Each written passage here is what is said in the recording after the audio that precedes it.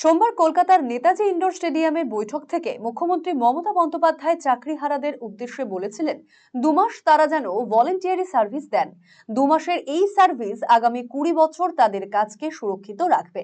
পরবর্তীতে মুখ্যমন্ত্রী তা পুষিয়ে দেওয়ার কথাও বলেছিলেন। 2 মাস সাফার করলে 20 বছর সাফার করতে হবে না, আর ওই 2 মাসও পুষিয়ে দেবো, এটা মনে রাখবেন। মুখ্যমন্ত্রী মমতা বন্দ্যোপাধ্যায়ের এই বক্তব্যের পরই যোগ্য চাকরিহারাদের বাঁচাতে তৎপর হয়ে ওঠে প্রশাসন। মুখ্য সচিবের নেতৃত্বে গঠিত হয় টাস্ক ফোর্স। নতুন নিয়োগ না হওয়া পর্যন্ত চাকরিহারাদের শিক্ষক পদে রেখে দেওয়ার আবেদন সুপ্রিম কোর্টে সোমবারই করেছে মধ্যশিক্ষা পর্ষদ। এরপরেই নড়ে চড়ে বসল বিভিন্ন জেলার শিক্ষা দপ্তরের আধিকারিকরা। একই ছবি উত্তর দিনাজপুর জেলাতেও। সোমবার মুখ্যমন্ত্রীর সঙ্গে যোগ্য চাকরিহারাদের বৈঠকের পরেই এ জেলায় ভার্চুয়ালি সমস্ত প্রধান শিক্ষকদের নিয়ে বৈঠক করেন উত্তর দিনাজপুরের ডিআই মাধ্যমিক মুরলী মোহন মণ্ডল। এই বৈঠকে 2016 এসএসসির বাতিল হওয়া প্যানেলভুক্ত চাকরিহারাদের তালিকা নিজ নিজ বিদ্যালয়ের প্রধান শিক্ষকদের কাছে চেয়ে পাঠিয়েছেন শিক্ষা আধিকারিক। আর এই বৈঠক ঘিরেই স্বাভাবিকভাবেই প্রশ্ন উঠতে শুরু করেছে। মধ্যশিক্ষা পর্ষদ সুপ্রিম কোর্টে সুপ্রিম নির্দেশের ভিত্তিতে আবেদন করায় চাকরিহারাদের তালিকা প্রস্তুত শুরু করলো বিভিন্ন জেলার শিক্ষা দপ্তর। এ বিষয়ে আমরা কথা বলেছিলাম বিভিন্ন বিদ্যালয়ের প্রধান শিক্ষকদের সাথে। রায়গঞ্জের কর্ণসন উচ্চ বিদ্যালয়ের প্রধান শিক্ষক কালীচরণ সাহা বলেন, সোমবার জেলার ডিআই মাধ্যমিক ভার্চুয়ালি বৈঠক করে জানতে চেয়েছেন চাকরিহারাদের তথ্য। বিদ্যালয়ে মোট কতজন চাকরিহারাদের তালিকায় রয়েছেন এবং তাদের ক্যাটাগরি জানতে চাওয়া হয়েছে। যদিও বেতন বন্ধ সংক্রান্ত বিষয়ে কোনো রকম আলোচনা বা তথ্য আসেনি তার কাছে।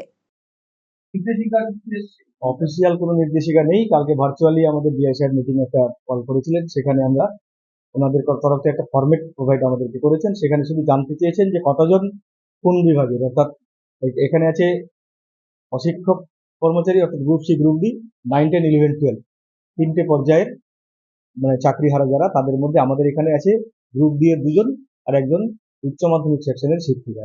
এই 3জন আমাদের। না, তেমন কিছু বেতন বন্ধের নির্দেশ আমাদের কাছে আসেনি। ডিআই সাহেব বলছেন আমরা যেভাবে টাইম টু টাইম ফার্দার ওখান থেকে ইনস্ট্রাকশন পাবো, আমরা হায়ার অথরিটি থেকে যে ইনস্ট্রাকশন সেই অনুযায়ী আপনাদেরকে প্রোভাইড করবো, আপনাদের কাছ থেকে সেটাই আপনারা দেবেন যেভাবে আমরা চাইবো।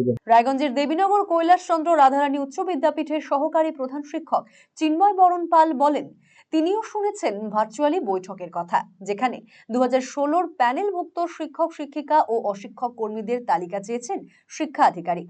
যদিও বেতন বন্ধ সংক্রান্ত বিষয়ে চিন্ময় বাবুও কিছু বলতে পারেননি। এটা অফিসিয়াল আমি বলতে পারছি না, আমি শুনেছি এরকম কোনো একটা লিস্ট চেয়েছেন আর কি। হ্যাঁ, যারা ওই 2016 যারা এই ধরনের ক্যান্ডিডেট আছেন তাদের হয়তো ডিটেলস চেয়ে পাঠিয়েছেন আর কি। কারণ বলতে এটাই সুপ্রিম কোর্টের রায় সংক্রান্তই হবে আর কি। না, আমার কাছে লিস্ট নেই এই মুহূর্তে। এ বিষয়ে আমরা কথা বলেছিলাম উত্তর দিনাজপুরের ডিআই মাধ্যমিক মুরলী মোহন মণ্ডলের সাথে। শুনবো তার বক্তব্য। আমরা 2016 এসএলএসটি যারা অ্যাপয়েন্টমেন্ট হয়েছিলেন আমাদের উত্তর দিনাজপুর সহ সারা পশ্চিমবঙ্গে হয়েছিল, তো উত্তর দিনাজপুরে যারা হয়েছিলেন আপনারা জানেন যে সুপ্রিম কোর্টে একটা ভার্ডিক্ট হয়েছে। তো সেই ভিত্তিতে আমরা সেই সংখ্যাটাই এক্সাক্ট ফিগার জানার জন্য ওদের সঙ্গে একটা বৈঠক করেছিলাম। তার একটা তথ্য স্কুল থেকে নেব সেই মর্মে তাদের সঙ্গে আমরা আলোচনা করেছি এবং স্কুল সেই তথ্যটা আমাদেরকে দেবে যে এফেক্টেড টিচার কারা হয়েছেন, তার একটা পরিসংখ্যান মাত্র, আর কিছুই নয় এই বিষয়। না, এ থেকে রাজ্য থেকে সেই ধরনের কোনো নির্দেশ এখনো আসেনি। এখন ওই সবটা গভর্নমেন্টের পলিসির ওপরে নির্ভর করছে, গভর্নমেন্ট সেটা আলোচনা করছে। ওনাদের থেকে যখন যেমন নির্দেশ আমরা পাবো ঠিক সেইভাবে আমরা এখানে কাজটা করব। অপরদিকে বিদ্যালয়গুলির কাছে ডিআই মাধ্যমিকের চাকরিহারাদের তালিকা চেয়ে পাঠানোর বিষয়ে স্বভাবতই উদ্বিগ্ন চাকরিহারা শিক্ষক শিক্ষিকা এবং অশিক্ষক কর্মীরা। পুরো বিষয়টি নিয়ে তারা রীতিমতো ধোঁয়াশায় রয়েছেন। এ বিষয়ে আমরা কথা বলেছিলাম রায়গঞ্জের চাকরিহারা শিক্ষিকা কৃষ্ণ মৃত্তিকা নাথের সাথে। শুনবো তার প্রতিক্রিয়া। হ্যাঁ, এটা ঠিক যে আমি যাব করেই ঠিক করেছিলাম, কিন্তু আজ সকালবেলাতেই একটা খুব শকিং নিউজ আমি দেখলাম। আমার টিআইসি কে আমি জিজ্ঞাসাই করছিলাম, কাল থেকেই ওনার সাথে একটু কথা হচ্ছিল, কারণ উনি কালকে আমাদেরকে কিছু ডকুমেন্ট সাবমিট করতে বললেন।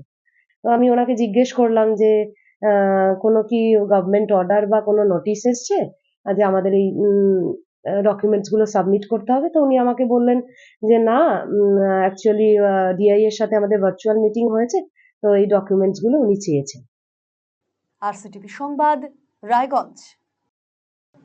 রায়গঞ্জবাসীদের জন্য সুখবর, যারা দীর্ঘদিন ধরে পেটের সমস্যায় ভুগছেন তাদের জন্য রায়গঞ্জ দিশারিতে আসছেন ব্যাঙ্গালোরের প্রখ্যাত গ্যাস্ট্রোএন্টারোলজিস্ট ডাক্তার ইরশাদ আলী, এইচএমডি, ডিএনবি। এখন থেকে প্রতি মাসে নির্দিষ্ট দিনে ডাক্তারবাবুকে দেখাতে আজই যোগাযোগ করুন দিশারি হেলথ কেয়ার, উকিলপাড়া, রায়গঞ্জ শাখায়। যোগাযোগ করুন 7477785509 এই নম্বরে এবং 7477785512 এই নম্বরে।